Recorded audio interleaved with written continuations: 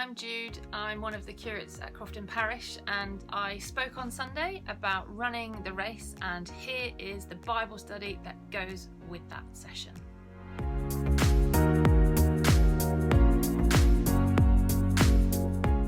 This week's talk was about running the race, running for your life and discipleship. The phrase run for your life can mean it's an emergency, run quickly, run for your life, and this emergency will be over shortly. But also, run for your life can mean run for your whole life.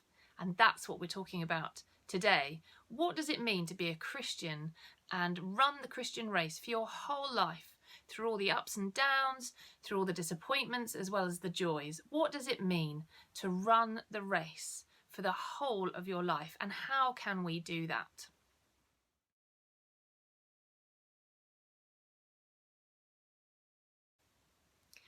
On Sunday in my sermon, I talked about 3 things that we can do to run the race, what it means to be a disciple of Jesus.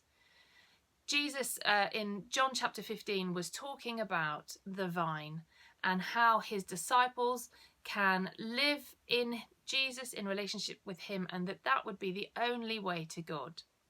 Jesus was saying to his disciples that he is the true vine, that Israel, the people of God, needed to come to God through him.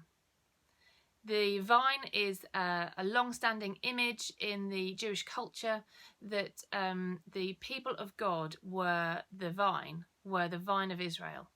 In Psalm 80, verses 8 to 18, we see that God moved the vine of Israel out of Egypt. That, of course, refers to the Exodus. You can read the story in the book of Exodus, where God's people were in slavery, enslaved by the Egyptians, and God sent 10 plagues to persuade Pharaoh to let his people go and to leave slavery in Egypt.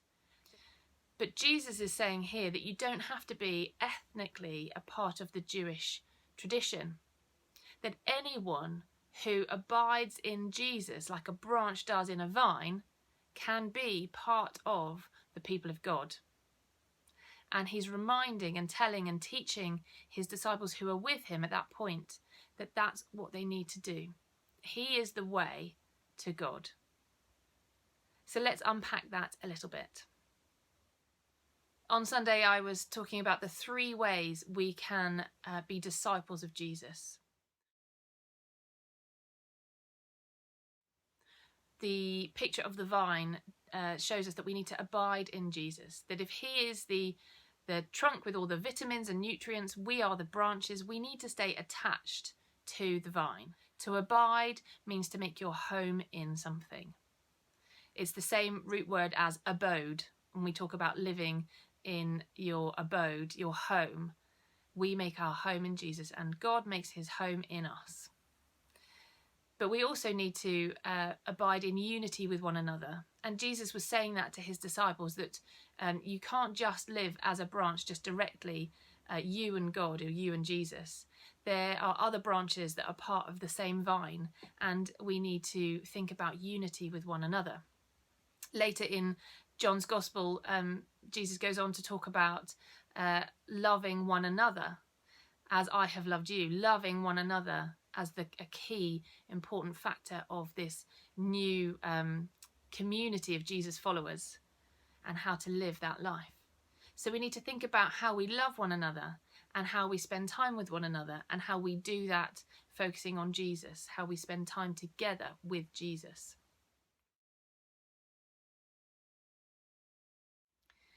We also talked about how that as we spend time with Jesus, we become like him. I used the illustration of Monty Don, the gardening guru, and Jamie Oliver, the chef, and how we model ourselves on people we look up to. But those things are limited. Those people are just other people. But with Jesus, if we model ourselves on him, that has infinite value and eternal value.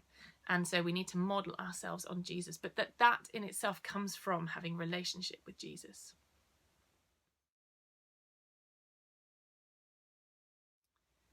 Then as we model ourselves on Jesus, we will find that we grow in kingdom fruit.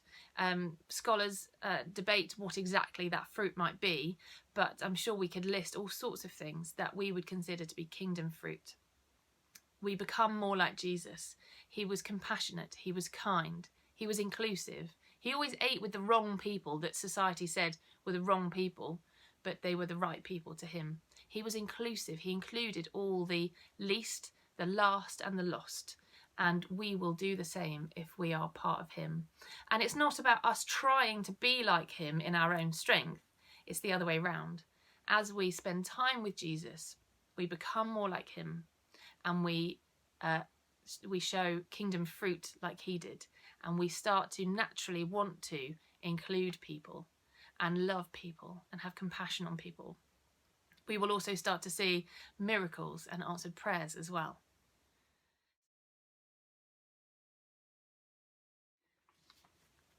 One thing we didn't talk about on Sunday that I wanted to leave for this Bible study was the pruning bit. What does it mean to be pruned? Some of us are very scared by that thought. We might think that we are cut off from Jesus and we can never go back. That's not what it's saying. God wants everyone to be part of the vine. You're not rejected. What it's talking about is the fruit. That with any plant, if you are into gardening or not, we know that plants need pruning so that they can grow next year and produce even more fruit. There are certain plants like roses that if you leave them to just grow naturally, they go a bit stringy and they don't produce the best flowers. But if you prune them and prune them quite hard, you get beautiful flowers year on year. And I found this a really helpful model for praying through some of the things that I do in my life, either my work or my free time. What is God asking me to do? Sometimes there seems to be a road bump, a bump in the road with something we feel really called to. And it might be God saying, now's the time to stop. Or it might be God saying, I'm just going to prune that back a bit. Just let me just cut that back a little bit. And in your prayer groups, in your triplets, or in your own private prayer time, you can pray and ask God to show you, is this being pruned?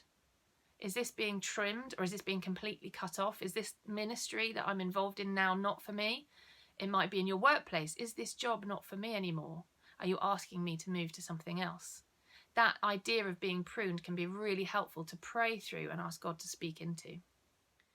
Pruning also talks about and shows us that actually we can't go it alone as Christians. If we're cut off from the branch, if we remove ourselves from the vine, then we're trying to go it alone, and actually at some point we'll run out of nutrients, we'll run out of energy, we won't be able to do it without Jesus. And sometimes we need to be honest with ourselves and realise that we are trying to do something in our own strength, not connected to Jesus, not listening to what Jesus might be asking us to do.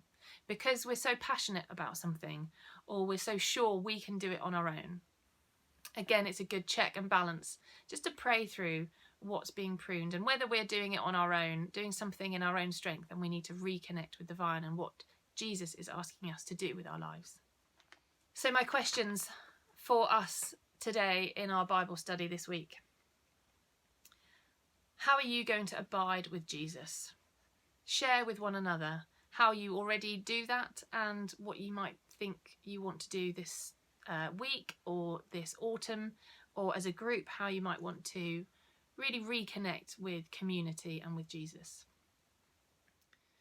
How are you becoming more like Jesus? In what ways are you growing to be more like him? Perhaps you want to look back over your life and take a little audit of the things that have been pruned in your life, what's been cut off and what has grown. How have you become more like Jesus? And you might like to think about whether you've been pruned in the past. Share your stories of being pruned with one another and maybe pray through whether that's happening to you at the moment. Have you ever felt pruned before, or are you in a growing season right now? Where is the fruit of the kingdom in your life that you're seeing? Maybe share those together.